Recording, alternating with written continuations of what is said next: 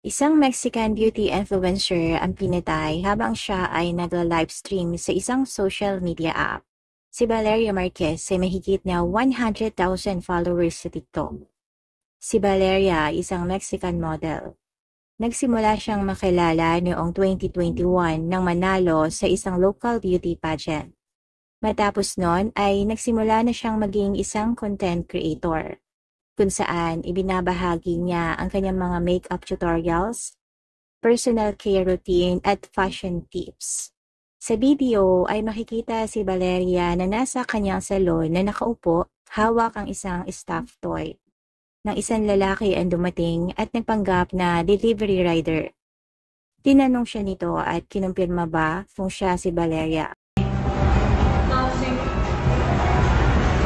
Hola.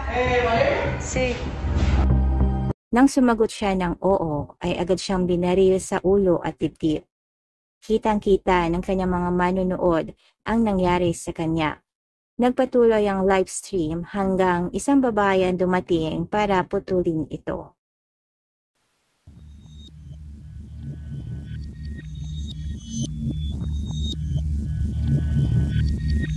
Ayon sa investigasyon ng mga pulis, ilang oras bago ang nangyari sa influencer ay dumaan na sa salon ang dalawang lalaki na sakay ng motorsiklo at hinahanap ang biktima.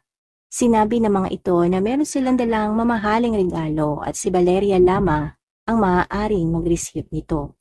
Nang dumating si Valeria, ay nalaman niya mula sa kanyang staff na may naghahanap sa kanya at habang hinihintay ang delivery rider ay naisipan muna niyang mag-livestream dahil tila ba nakakaramdam siya ng takot at sinabi niya ito sa kanyang mga followers.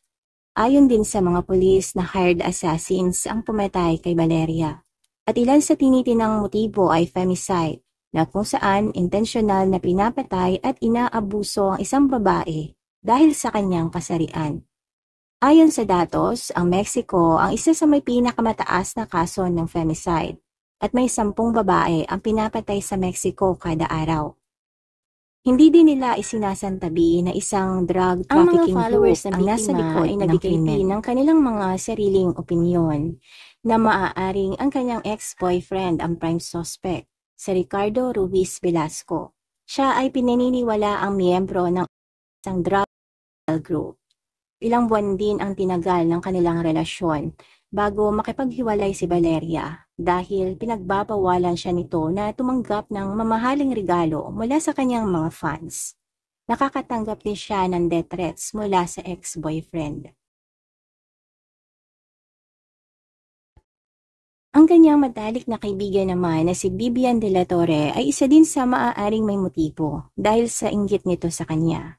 Bago ang krimen ay nakatanggap pa ng text message si Valeria mula sa kaibigan at sinasabi nito na hintayin siya at huwag munang umalis ng salon dahil may ibibigay umano ito sa kanya. Ang kanyang staff naman na si Erica ay nahagip ng kamera na nag-end ng kanyang livestream. Lahat sila ay kasama sa investigasyon. Sa ngayon ay wala pang pinapangalanan na sospek dahil patuloy pa rin ang pag-iimbestiga ng mga pulis.